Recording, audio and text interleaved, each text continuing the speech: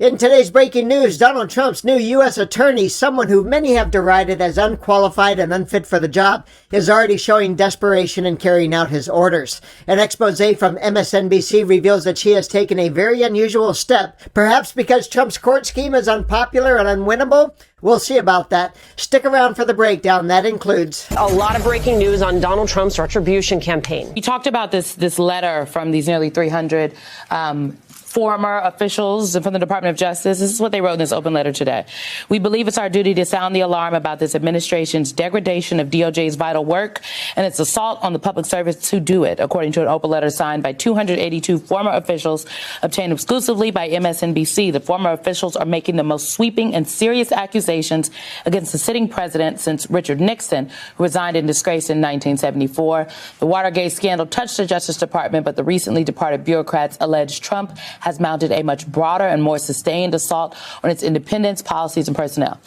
As we were chatting earlier today, I just kind of made the point that, look, the independence, the jurisprudence, if you will, like defending some of the institutions, it is important.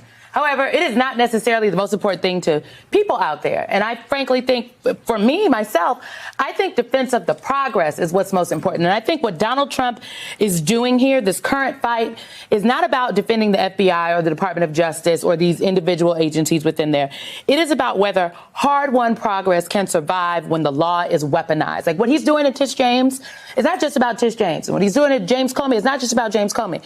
Tish James even said herself, she's like, I'm not concerned. I'm lawyered up.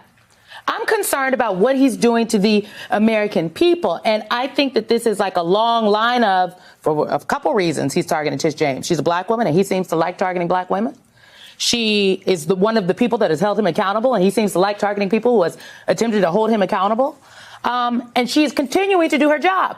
This is about weaponizing and punishing the progress, and the progress is what's at stake here. Yeah, the independence of the institutions, but baby, it looks like it's already gone. And that brings us to our breaking story about Lindsay Halligan, whose title is now acting U.S. attorney. Pretty lofty considering that her background is that of a Florida insurance lawyer. And get this, she has only ever appeared officially in federal court on 3 occasions, lawsuits where she represented Donald Trump.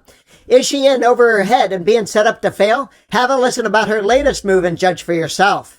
MSNBC is reporting that Trump's hand-picked U.S. attorney in the Eastern District of Virginia, Lindsay Halligan, could not find any career prosecutors in her own office who were willing to pursue charges against former FBI Director James Comey. Because of that, Halligan is taking an extremely rare step, recruiting prosecutors from outside her office to take Comey to trial. That is according to 2 people familiar with the selections. Halligan, a Trump loyalist who was appointed last month, her signature was the only signature on the Comey indictment.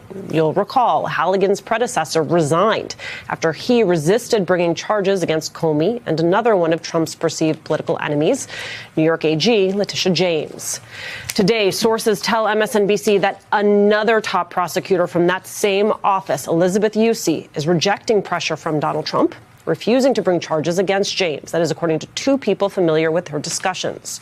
Yusi told coworkers she sees no probable cause to believe the New York AG engaged in mortgage fraud. Yusi plans to present her conclusions to Lindsay Halligan in the coming weeks, and she is bracing to be fired. Joining us now, former federal prosecutor Ankush Kadori. He is now a senior writer for Politico magazine, and Angela Corazon, president and chair of Media Matters.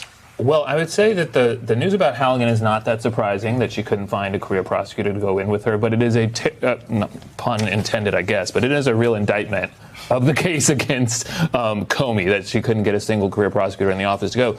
It was, I think, sort of widely suspected to those of us sort of around in the office because she signed it by herself. She presented it by herself. You would not do that if you could have found someone else at least to come in with you.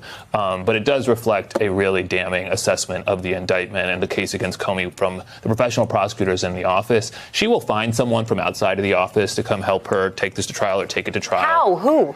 There are people, see, this was underestimated during the first administration. There are conservative and Republican lawyers throughout the DOJ and U.S. attorneys' offices throughout the country, right? There's a U.S. attorney office in every district, judicial district in the country. That includes the South, right? It includes deep red states. And when he does these things, like demonstrate that he's going after the New York Attorney General and there's new reporting that there's nothing there, it makes them feel like he is just stripping them along. And remember, this is taking place in the context where all this Epstein stuff is in the background. Right. So people say, you're doing all that, but you're not doing anything about Epstein. So in a weird way, every time he takes one of these efforts to use the justice system and he says it's about getting revenge, they say, great, but what about this? Can you not use the same powers to get us this thing? So it's not playing the way that he thinks it's playing, and it's not creating the excitement that I think they hope it's going to create. For him, it's making Trump happy, right?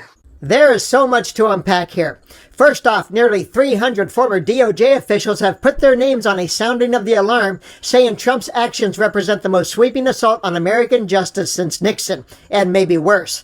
That alone is shocking and should be its own story, but when Trump floods the zone each day with chaos, as he does, not everything gets its due. And then there's all the attorneys who are saying, I'll pass to Trump and Halligan. They know his lawfare against his enemies list is not only wrong, but unwinnable. And now she has to go outside of the Justice Department and find a stooge who will take the case just to show their loyalty to Trump, just like she did.